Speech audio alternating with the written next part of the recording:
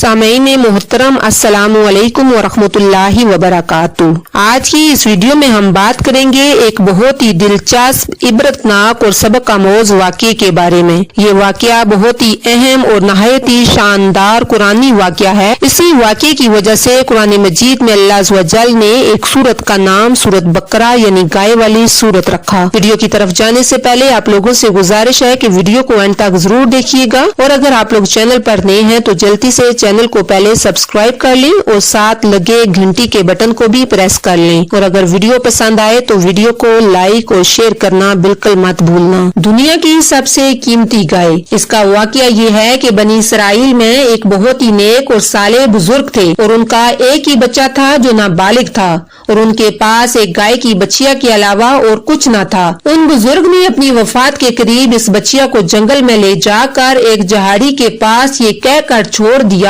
کہ اے اللہ عز و جل، میں اس بچیا کو اس وقت تک تیری امانت میں دیتا ہوں کہ میرا بچہ بالغ ہو جائے۔ اور اس کے بعد اس بزرگ کی وفات ہو گئی، اور بچیا چند دنوں میں بڑی ہو کر درمیانی عمر کی ہو گئی، اور بچہ جوان ہو کر اپنی ماں کا بہت ہی فرما بردار اور انتہائی نیکوکار بنا۔ اس نے اپنی رات کو 3 حصوں میں تقسیم کر رکھا تھا۔ ایک حصے میں سوتا تھا، اور ایک حصے میں عبادت کرتا تھا، اور ایک حصے میں اپنی ماں کی خدمت کرتا تھا، اور روزانہ صبح جنگل سے لکڑیاں کاٹ کر لاتا اور ان کو فروخت کر کے 1/3 رقم صدقہ کر دیتا، اور 1/3 اپنی ذات پر خرچ کرتا، اور 1/3 رقم اپنی والدہ کو دے دیتا۔ ایک دن لڑکے کی ماں نے کہا کہ میرے پیارے بیٹے، تمہارے باپ نے میراث میں ایک بچیا چھوڑی تھی جس کو انہوں نے فلاں جہاڑی کے پاس جنگل میں خدا عز و جل کی امانت میں سونپ دیا تھا۔ آپ تم اس جھاڑی کے پاس جا کر یوں دعا مانگو کہ اے حضرت ابراہیم علیہ السلام اور حضرت اسماعیل علیہ السلام اور حضرت اسحاق علیہ السلام کے خدا،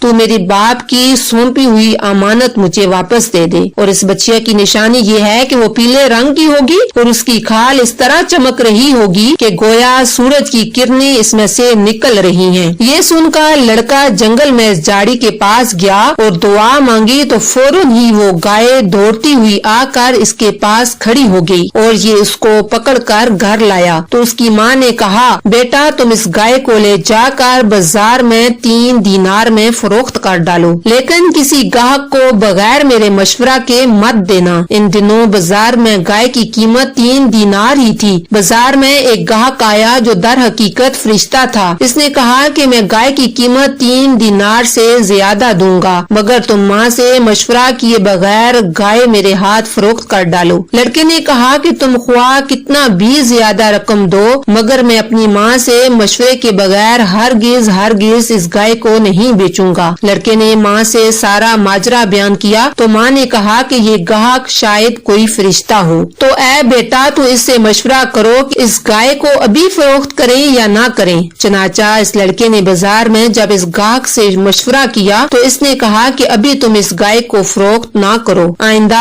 اس گائے کو حضرت موسیٰ علیہ السلام کے لوگ خریدیں گے تو تم اس گائے کے چمڑے میں سونا بھر کر اس کی قیمت طلب کرنا، تو وہ لوگ اتنی ہی قیمت دے کر خریدیں گے۔ چنانچہ چند ہی دنوں بعد بنی اسرائیل کے ایک بہت مالدار آدمی کو، جس کا نام عمیل تھا، اس کے چچا کے دونوں لڑکوں نے اس کو قتل کر دیا اور اس کی لاش کو ایک ویرانے میں ڈال دیا۔ صبح کو قاتل کی تلاش شروع ہوئی، مگر جب کوئی سراغ نہ ملا تو کچھ لوگ حضرت موسیٰ علیہ السلام کی خدمت میں حاضر ہوئے اور قاتل کا پتہ پوچھا، تو آپ نے فرمایا کہ تم لوگ ایک گائے ذبح کرو اور اس کی زبان یا دم کی ہڈی سے لاش کو مارو، تو وہ زندہ ہو کر خود ہی اپنے قاتل کا نام بتا دے گا۔ یہ سن کر بنی اسرائیل نے گائے کی رنگ اور اس کی عمر وغیرہ کے بارے میں بحث و کرید شروع کر دی، اور بلا آخر جب وہ اچھی طرح سمجھ گئے کہ فلاں قسم کی گائے چاہیے تو ایسی گائے کی تلاش شروع کر دی، یہاں تک کہ جب یہ لوگ اس لڑکے کی گائے کے پاس پہنچے تو ہو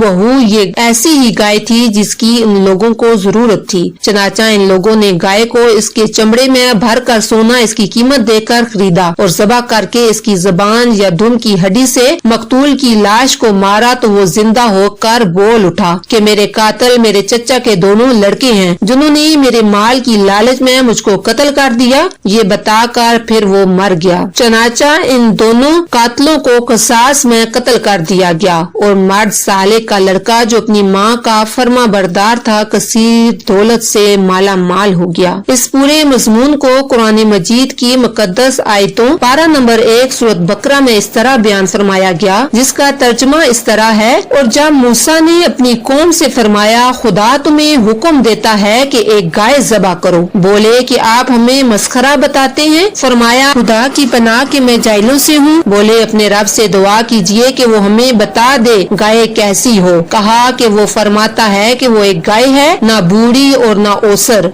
बल्कि इन दोनों के बीच में, तो करो जिसका तुम्हें हुक्म होता है। बोले अपने रब से दुआ कीजिए हमें बता दे कि इसका रंग क्या है। कहा वो फरमाता है कि वो एक पीली गाय है जिसकी रंगत इतनी खूबसूरत है कि देखने वालों को खुशी देती है। बोले अपने रब से दुआ कीजिए कि हमारे लिए साफ बयान कर दे वो गाय कैसी है। बेशक गायों में हमको शुबा पड़ गया और अल्लाह चाहे तो हम राह पा जाएंगे। कहा कि अल्लाह अज़्ज़ व जल फरमाता है कि वो एक गाय है जिससे खिदमत नहीं ली जाती कि जमीन जोते और ना खेती को पानी दे, बेऐब है जिसमें कोई दाग नहीं। बोले अब आप ठीक बात लाए तो इसे ज़बा किया और ज़बा करते मालूम ना होते थे, और जब तुमने एक खून किया तो एक दूसरे पर इसकी तोमत डालने लगे और अल्लाह को जाहिर करना था जो तुम छपाते हो। तो हमने फरमाया इस मकतूल को इस गाय का एक टुकड़ा मारो, अल्लाह यूं ही मुर्दे जलाएगा और तुम्हें अपनी निशानियां दिखाता है कि कहीं तुम्हें अक्ल हो। इस वाक़े से बहुत सी इबरत अंगेज और नसीहत खैज बातें और अहकाम मालूम हुए। इनमें से चंद ये हैं जो याद रखने के काबिल हैं। खुदा के नेक बंदों के छोड़े हुए माल में बड़ी खैर बरकत होती है। देख लो कि इस मर्द साले ने सिर्फ एक बच्चिया छोड़कर वफात पाई थी, मगर अल्लाह अज़्ज़ व जल ने इसमें इतनी बरकत अता फरमाई कि इनके वारसों को इसकी एक बच्चिया के जरिए बेशुमार दौलत मिली। इस मर्द साले ने औलाद पर शफकत करते हुए बच्चिया को अल्लाह की अमानत में सौंपा था, तो इससे मालूम हुआ कि औलाद पर शफकत रखना और औलाद के लिए कुछ माल छोड़ जाना ये अल्लाह वालों का तरीका है। माँ बाप की फर्मा बरदारी और खिदमत गुजारी करने वालों को खुदावंद करीम गैब से बेशुमार रिज़्क का सामान अता फरमा देता है। देख लो कि इस यतीम लड़के को माँ की खिदमत और फर्मा बरदारी की बदौलत अल्लाह ताला ने किस कदर साहिबे माल और खुशहाल बना दिया। खुदावंद कदूस के अहकाम का बहस और करीद करना मुसीबतों का सबब हुआ करता है। देख लो कि बनी इसराइल को एक गाय ज़बा करने का हुक्म हुआ था, और कोई सी भी एक गाय ज़बा कर देते तो फर्ज अदा हो जाता,